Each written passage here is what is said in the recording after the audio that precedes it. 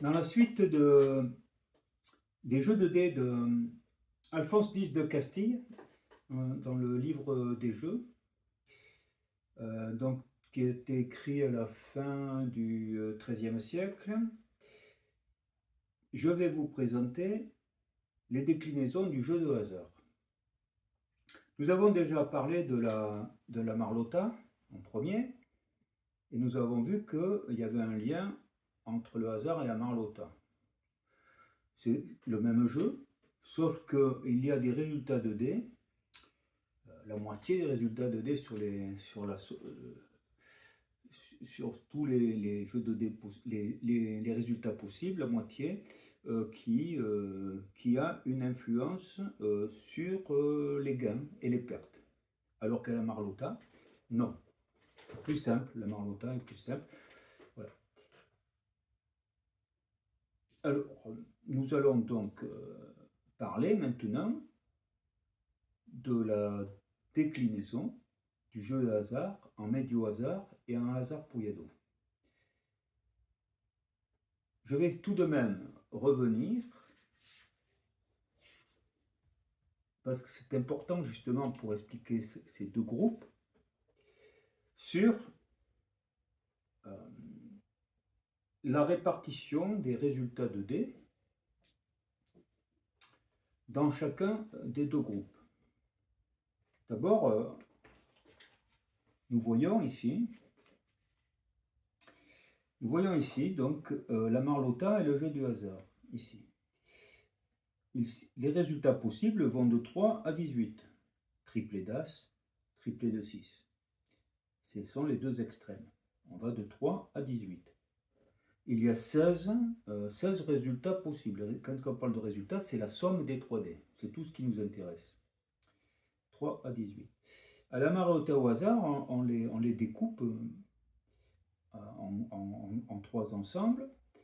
Celui du milieu, qui est le plus important, qui comporte 8 résultats, va de 7 à 14 inclus. On appelle ça des chances. On voit notamment dans le médio hasard ou le hasard Pouillado. Vous pouvez appeler ça donc des chances. Ce sont des chances. Par contre, les deux demi-groupes ici, parce qu'en fait tout l'ensemble représente un seul groupe, mais ce sont deux demi-groupes, le groupe inférieur et supérieur, qui comportent 4 éléments ici et 4 éléments ici, 3 à 6 et 15 à 18, eh bien ils sont appelés des hasards. C'est ça.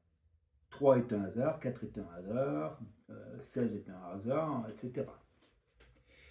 Et alors qu'ici, 10 est une chance, 11, 14, 7, ce sont des chances. Voilà. Nous avons donc 4, 4, 8 hasards, 8 hasards pour 8 chances. À la Marlotta, les hasards, ils n'ont aucune influence, ce sont des coups nuls. On relance les dés. Tout ce qui nous intéresse à la Marlotta, c'est d'obtenir une chance pour un joueur et une chance pour l'autre. C'est tout.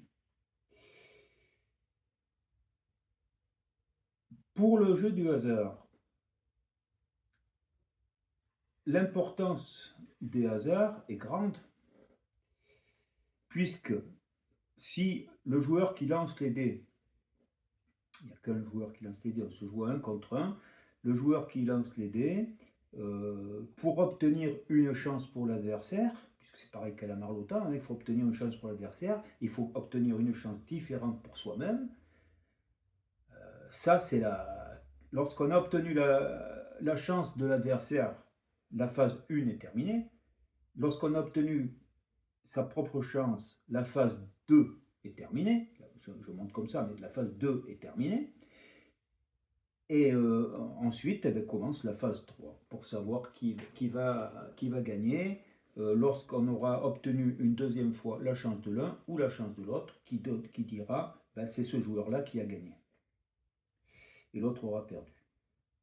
La Marlotta, ça suffit comme ça.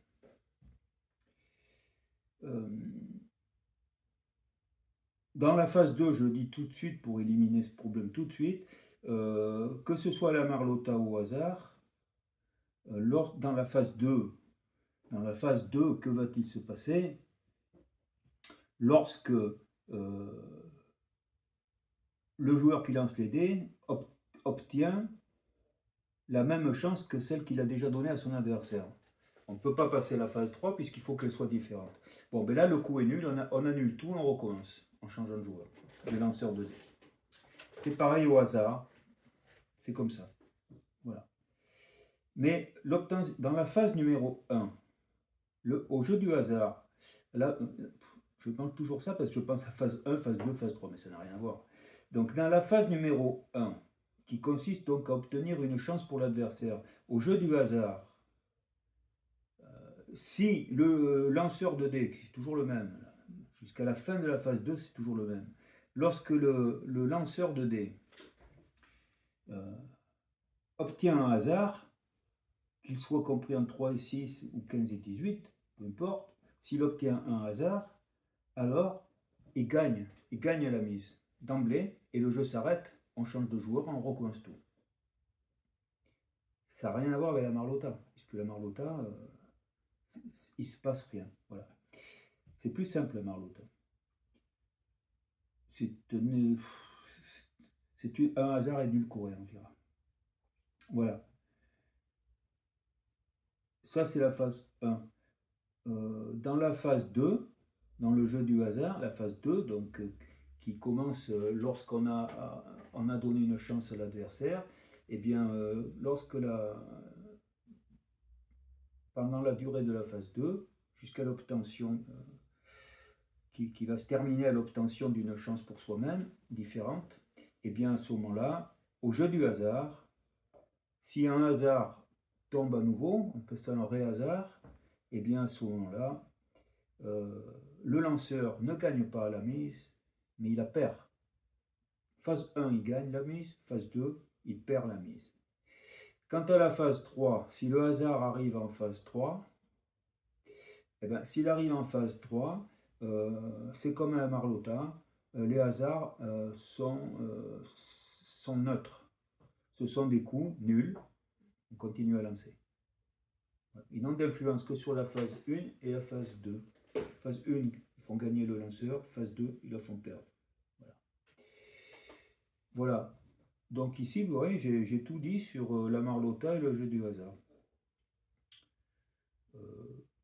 Le fait au jeu du hasard, être le premier, celui qui lance les dés, est important. Et c'est pour ça qu'il faut faire une bataille pour décider qui est-ce qui va commencer. Parce qu'on voit bien que c'est le lanceur de dés il va gagner s'il obtient. Dans la phase 1, au jeu du hasard, il va gagner s'il obtient un hasard, mais dans la phase 2, c'est ré-hasard, et à ce moment-là, il perd. Donc il y a une influence importante d'être le lanceur. Et on va alterner à chaque coup. On va alterner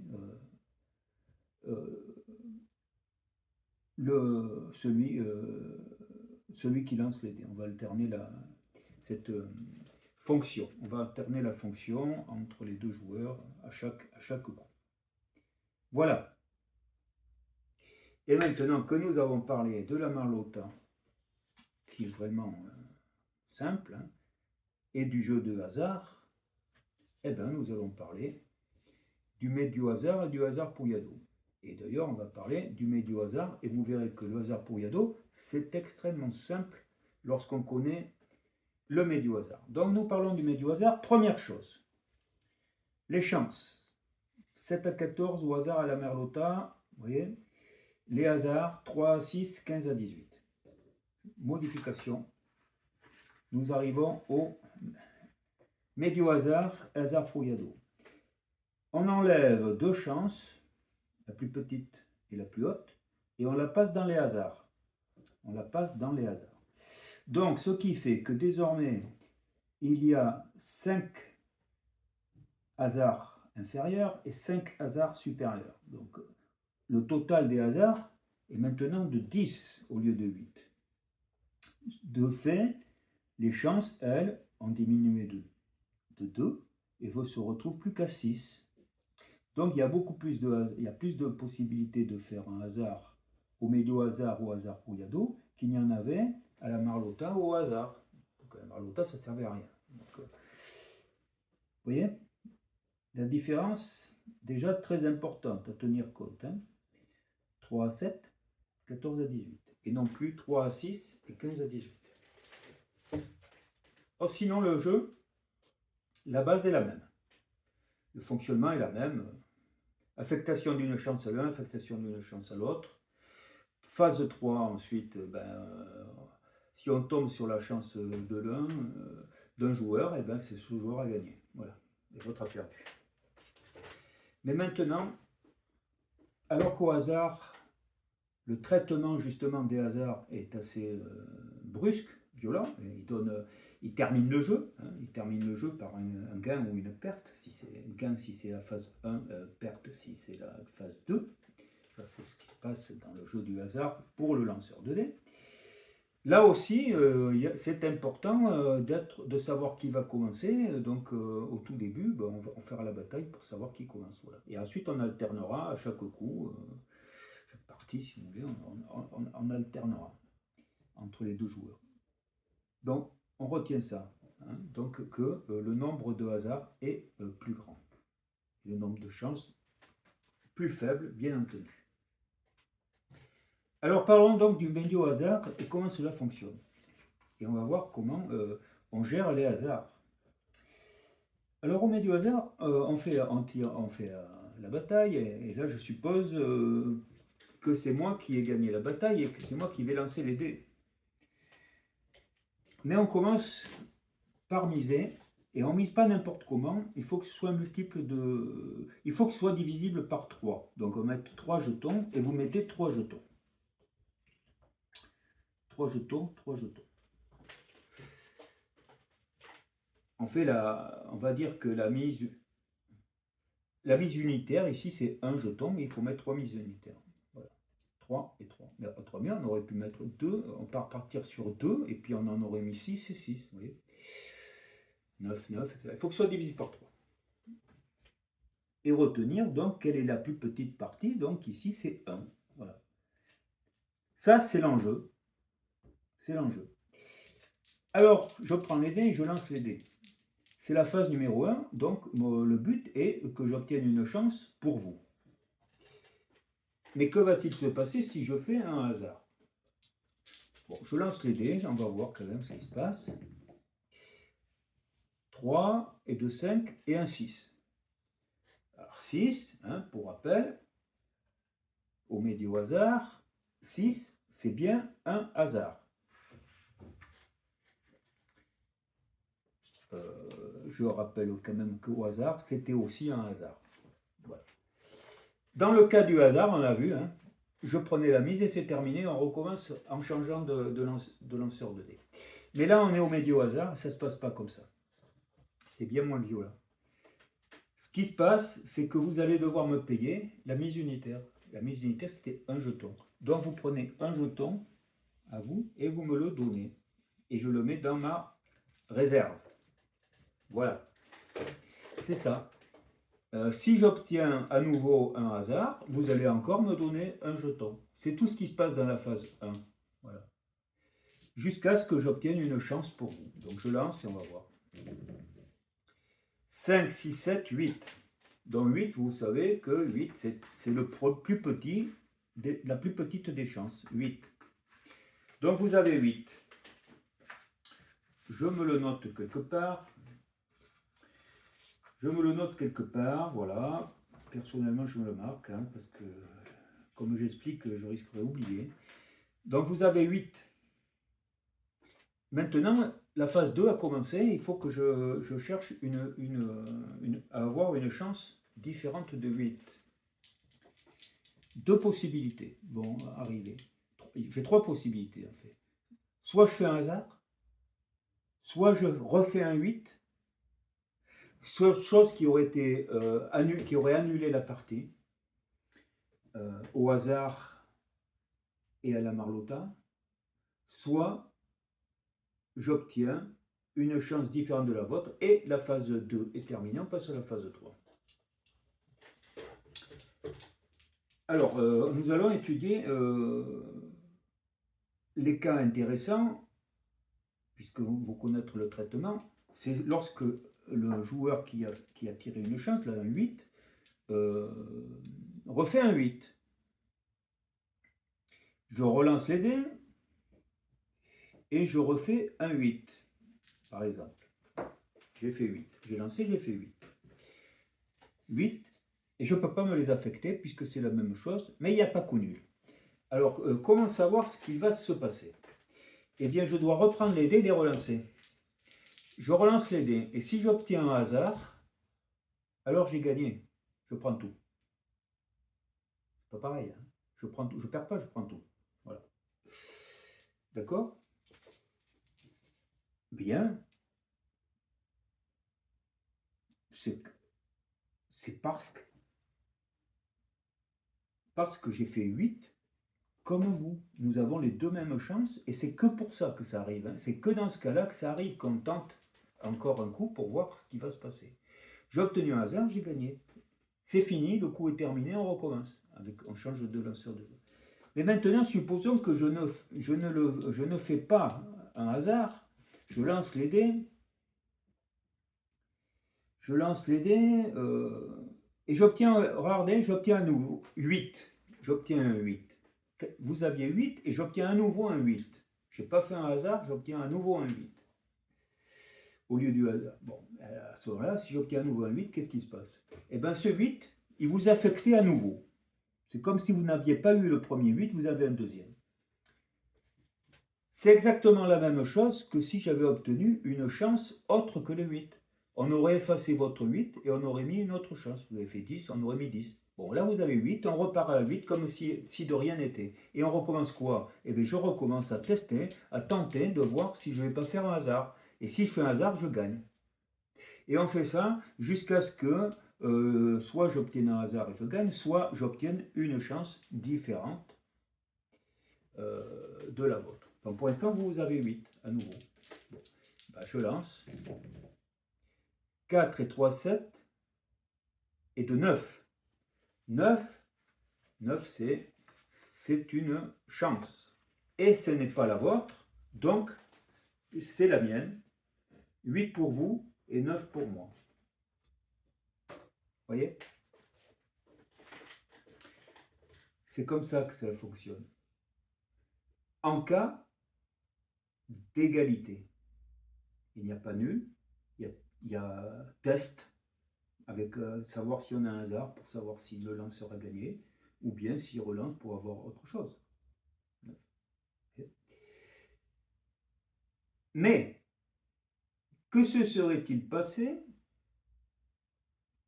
si il n'y avait pas eu nul? Donc on recommence. Vous aviez fait 8. Vous avez fait 8. On oublie mon 9 là. Hein. Vous aviez fait 8. Enfin, j'ai fait 8 pour vous. Vous avez donc une chance de 8. Et moi, je lance les dés. C'est pas bon, il était sorti. C'est assez difficile à se jouer. Ah voilà. Et j'obtiens 15. Vous aviez 8 et j'obtiens 15. Là, j'obtiens un hasard, mais ce n'est pas dans le cadre du test. Là. J'obtiens un hasard, 15. Au simple hasard, j'aurais tout perdu. Ce n'est pas ce qui arrive au médio hasard. Au médio hasard, c'est important. Ce qui va se passer, c'est qu'au lieu que je perde tout, je ne vais pas non plus gagner quoi que ce soit. Alors là, en phase 1, j'aurais gagné un jeton. Mais que cette fois-ci, le jeton que vous m'auriez donné à la phase 1, vous allez le mettre à la mise et moi aussi. Autrement dit, nous avons augmenté la mise, chacun de 1. Elle était de 3 et 3, 6, maintenant elle se trouve à 8. Vous avez mis, de 3 vous êtes passé à 4 et moi de 3 à 4. Et si derrière je refais un hasard, on va augmenter encore de 1. Vous voyez la différence du traitement du hasard si c'est dans le cadre normal, c'est-à-dire que c'est-à-dire non d'égalité entre les deux chances des joueurs, et dans le cas où c'est égalité. C'est pas du tout pareil. Donc très important quand même les chances, le hasard au milieu hasard.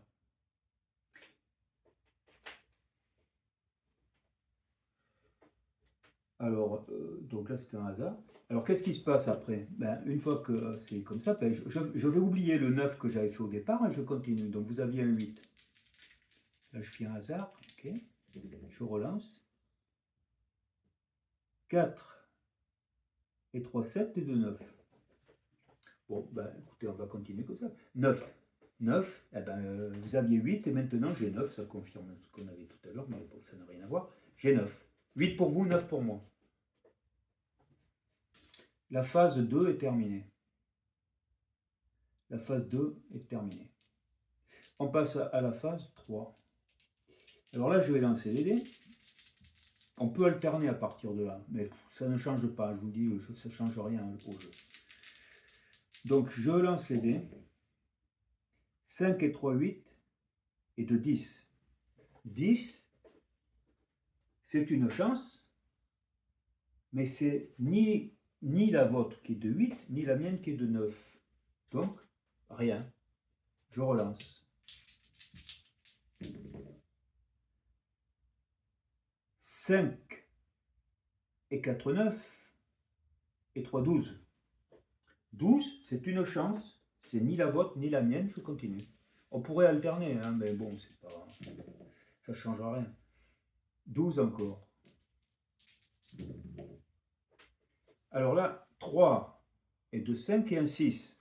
6, c'est un hasard.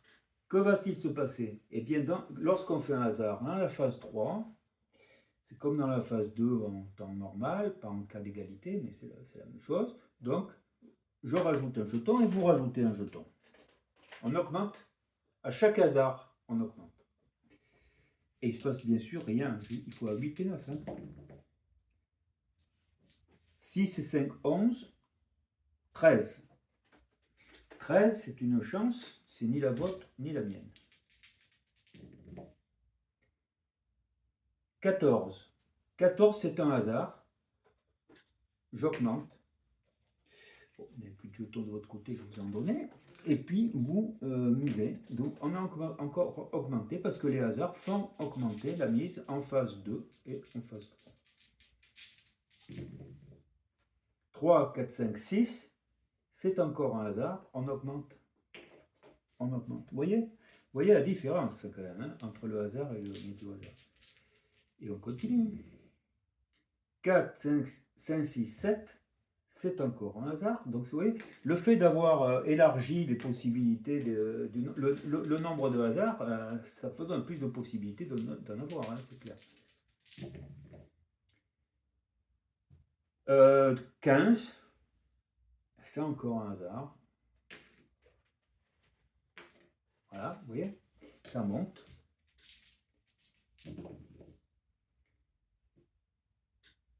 5 et 3, 8 et 2, 10. Alors 10, c'est une chance, ça ne rapporte rien. 9 et 2, 11. 11, c'est une chance, ça ne rapporte rien. 16. 16, alors 16, c'est quoi? 16, c'est un hasard. Vous voyez? Alors, on joue le jeu. Hein. Bon, je suis obligé de rajouter des jetons, tellement ça peut coûter cher, tout ça. Donc, je vais rajouter des jetons des deux côtés. Allons-y. Et on en rajoute un. Et on continue. 11 encore. Alors, 11, c'est une chance. 6 et 2, 8 et un 9. Que va-t-il se passer? 9. 9, c'est ma chance. C'est pas la vôtre, c'est la mienne. Pour ça que c'est quand même. Vous avez vu que ça peut durer, donc autant quand même noter les chances sur un bout de papier. Hein, ou les noter n'importe comment, mais il faut les noter. 6 et 2, 8 et un 9, c'est ma chance. J'ai gagné. C'est la fin de la phase 3, j'ai gagné. Et la partie est terminée. J'ai gagné beaucoup. Et voilà, vous savez tout maintenant sur le fonctionnement du médio hasard. Voilà. Après, Je vous dis, c'est en phase 2. S'il y a égalité des chances, donc il faut refaire. Hein. Il faut refaire. Alors d'abord, on vérifie si on n'aurait pas un coup du sort là, qui amènerait au lancer en hasard et il gagnerait tout sur le champ. Et puis on recommencerait tout.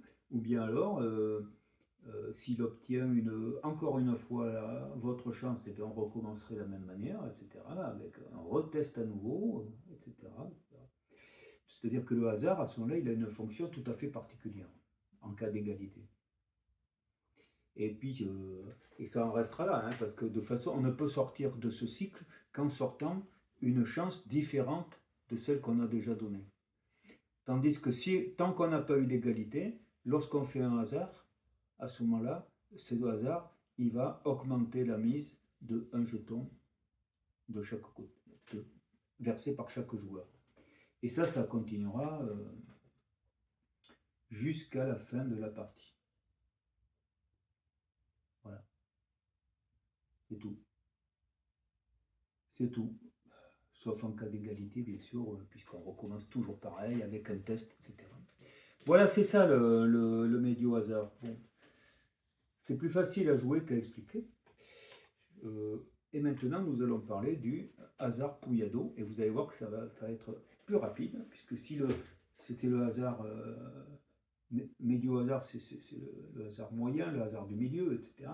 Et donc, il y a quelque chose de plus élevé encore. Et le Pouillado, c'est-à-dire élevé. Hein, bon. Ok, donc hasard Pouillado, on peut s'attendre à quelque chose d'encore plus costaud que le médio hasard. Eh bien oui, c'est le cas. Mais c'est très simple à expliquer parce que c'est exactement le médio hasard. Il n'y a aucun changement. Ce qui change, c'est dans la phase 3.